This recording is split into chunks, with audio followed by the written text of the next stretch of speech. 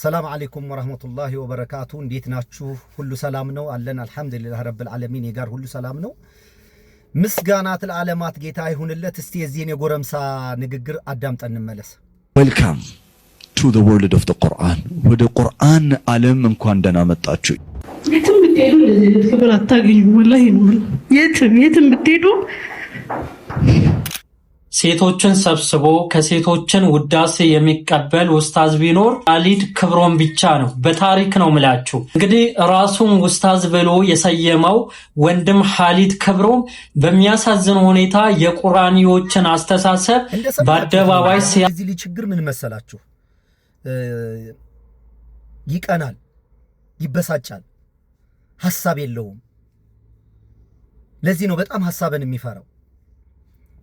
አሁን ሰሞኑን እንግዲህ ካሊድ ክብሮም ላይ ነው የተነሱበት። ካሊድ ክብሮም ምን አደረገ?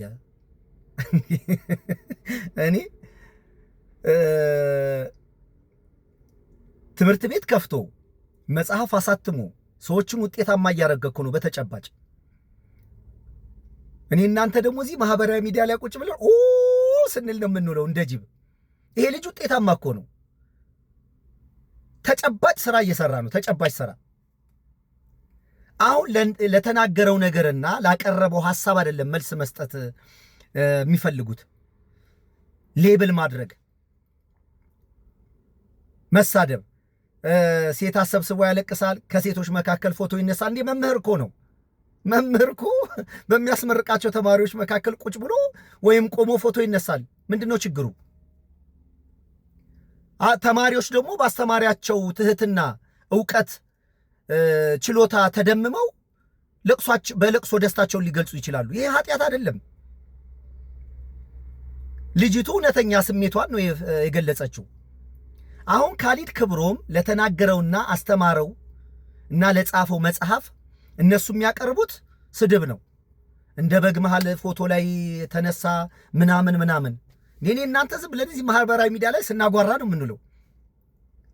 ያው የምናጓራበት መንገድ ቢለያይም እኔ በአንድም በሌላ መንገድ ብዙ ሰው እያነቃው ነው። ጠያቂ ትውልድ፣ የሚሰማ ሐሳብ የማይፈራ የማይሳደብ ነቃ ብሎ ቆቆ ነው የሚያዳምጥ ሰው እየፈጠርኩ ነው ብዬ አስባለሁ። በግሌ በሄድኩበት ቦታ ሁሉ ማንቃት ነው ስራዬ። ቁርአን እኔ አንድም ደግሞ ሰምቻለሁ። ቁርአኒስት ኢትዮጵያ ውስጥ እየመጡባችሁ ነው፣ ከግብፅ ምናምን ተነስተው ነው፣ ተጠንቀቁ፣ ብዙ ነገር ነው የሚያስጥላችሁ። ይሄ እኮ ትምህርት እኮ አይደለም። መጠንቀቅ ማለት እነሱ ለሚያወሩት ሐሳብ ሌላ ሐሳብ አስተምረህ ነው እንጂ ሰዎቹን የምታቆማቸውና የምታጸናቸው ማስፈራራት ኤችአይቪ ነው እንዴ? ካሊድ ክብሮም ሐሳብ ቁርአኒስትን የመሰረተው 19 ምናምን በግብፅ ምናምን አንድ ምናምን። ይሄ እኮ ትምህርት እኮ አይደለም። እና ምን ይፈጠር ነው ግን ሌብል አደረጓቸው። ደግሞ አሁን በቃ ቁርአኒስት የሚባል ደግሞ ሌላ ግሩፕ ደግሞ ሊፈጥሩ ነው በራሳቸው ጊዜ። ይሄን ሁል ጊዜ ሰዎችን ሌብል የሚያደርጉት ፈሪዎች ናቸው። በነገራችን ላይ ሐሳብ የሌላቸው ፈሪዎች። ሐሳብ የሌላቸው ማለት በብዛት ይወላችሁ ከሰዎች መረጃ ወስደን የምናወራውና ለምሳሌ እኔን መጽሐፍ አንድ ሰው አንብቦ ያንን መተረክና በግል የምታቀው ዕውቀት ይለያያል። ግልጽ ነው በጣም። የተጻፉ መጽሐፍቶችን በሙሉ ታላላቅ ሰዎች ያሉትን በሙሉ መጽሐፍ ሰብስበህ ከተህ ያንን እንደ ድግምት ማውራትና ከራስህ ከልብህ የጀመረ ሐሳብና ዕውቀት ማውራት የሰማይና የምድር ያክል ነው ርቀታቸው። አሁን እነዚህ ከተለያየ ሰዎች ከነጫጭባውም ከምናም ከዛም መጽሐፍ ሰብስበው ቃርመው ለሰዎች በሚማርክ መንገድ ማቅረብ። ይሄ ምንድነው? ፍቅር እስከ መቃብር የሚባል መጽሐፍ ነበር አይደል? የሐዲስ ዓለማየሁ ማን ነው? ወጋየሁ ንጋቱ ነበረ እንትኑ ጧት በሬዲዮ የሚያወራል። ችሎታው የማን ነው? የሐዲስ ዓለማየሁ ነው። ደራሲው ማን ናቸው? እሳቸው ናቸው። በጣም መጽሐፉ እንዲወደድ ያደረገውና መጽሐፉን የጻፈው ያክል ግን የተደነቀው ማን ነው? ወጋየሁ ንጋቱ። ይሄ የሚዛን መዛባት ይባላል። የመጽሐፉ ዕውቀት ባለቤት ግን ሐዲስ ዓለማየሁ ናቸው። እና እዚህ ማህበራዊ ሚዲያ ላይ ያሉትም አዋቂ ነን የሚሉት የተጻፈን መጽሐፍ አንብቦ መድገምና መተረክና ራስ ደግሞ መጽሐፍ ይለያያል።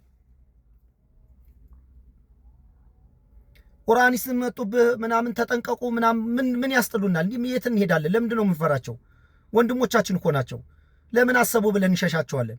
ጠጋ ብለን ነው የምንወያያቸው። ምንድነው ይሄ አዲስ ነገር የበራላችሁ ነገር ምንድነው? አስረዱን።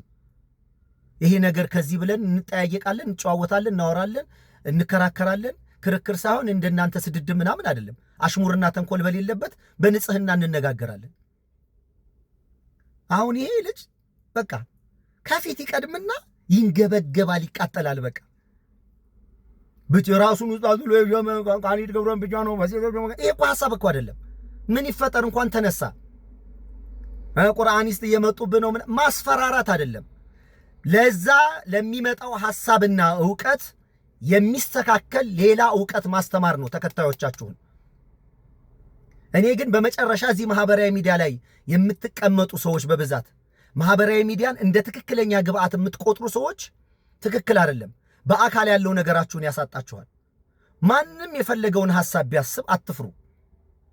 ለዛ ሐሳብ የሚመጥን ዕውቀት ነው ማዳበር ያለባችሁ። እኔ በምድር ስጋ የለበሰ አካል ማንኛውም አካል በየትኛውም ክፍል ያለ ሰው ለማውራት ችግር የለብኝም። ምንድነው? ምን ያስፈራል? ታወራዋለህ። በቃ ምን ችግር አለ? እየመጣብህ ነው ምናምን ብዙ ነገር እንዳያስጥላችሁ ተጠንቀቁ። ይሄ ትምህርት አይደለም፣ ፍርሃት ነው። ፍርሃት ወደ ሰው ማስተላለፍ የለብንም። ካሊድ ክብሮም ወንድማችን ነው። የፈለገውን ማሰብ ይችላል፣ የፈለገውን መጻፍ ይችላል። አላህ ለሱም ያስረዳዋል ብዬ አምናለሁ። እኔ ሰዎች በሚያስቡት ሐሳብ እንዲሰደቡ፣ እንዲኮነኑ፣ እንዲጠሉ አልፈልግም። አሁን አይታችኋል። በቀደም ወንድማችን መሐመድ አሊ ቡርሃን ላይ ምን ያህል መዓት እንደፈረደበት። ችግሩ ማሰቡ እኮ ነው። እንዲያውም እኔ መስኮት ቲዩብ ላይ በቀረበው ደስተኛ አይደለሁም። ደስተኛ ማለት የቀረበበትን አቀራረብ ሳይሆን የቀረበበትን ሚዲያ ሳይሆን በቃ ሰውን ለማረጋጋትና ለማቀዝቀዝ ብሎ በጣም በቃ እንትን ታፍኖ ነበር እያወራ የነበረው። ዘና ብሎ እያወራ አልነበረም እንደስከ ዛሬው። ስቃይ ነው በቃ ሃይማኖተኛ በቃ ቁንጭር ነው፣ እንዲህ ገሎ ሊጥል ይችላል። ስለዚህ ሐሳባችሁን በግልጽ ተናገሩ። እየመጣባችሁ ነው፣ እየመጡባችሁ ነው ምናምን እየመጡ ነው የሚል ይሄ የፍርሃት መንፈስ በእያንዳንዳችን ላይ አትንቀቁ። የምናቀው ሰው ነው የጻፈውን መጽሐፍ እናነባለን፣ ሐሳቡን እንሰማለን፣ እንወያይበታለን፣ እንነጋገራለን። ፔሬድ አለቀ በቃ እንጂ የሆነ መጽሐፍ ለምን ጻፍክ፣ ለምን የሆነ ነገር አሰብክ ተብሎ የሚደረግ ዲስኩር ጠቃሚ አይደለም። አንድ ብዬ የመጨረሻ ነገር ብዬ ልጨርስ።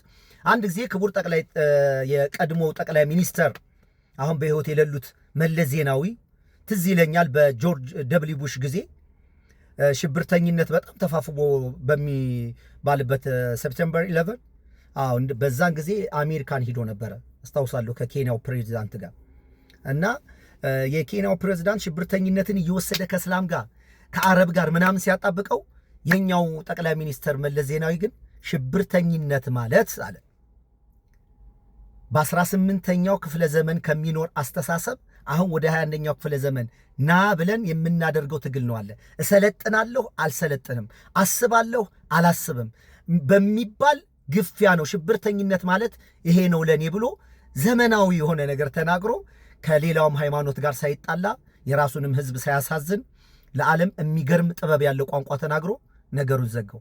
አሁንም በእኛ ያለው ችግር ለምን ታስባላችሁ? ለምን ትናገራላችሁ?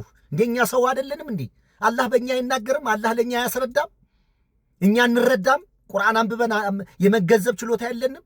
ለዚህ ዘመን ለዚህ ጊዜ ለአሁን ያለነው ለፈጣሪ እኛንን ያለነው እኛንን የምንሰማው እኛንን የምንናገረው እኛንን የምናወራው። አሰላሙ አለይኩም ወራህመቱላሂ ወበረካቱ።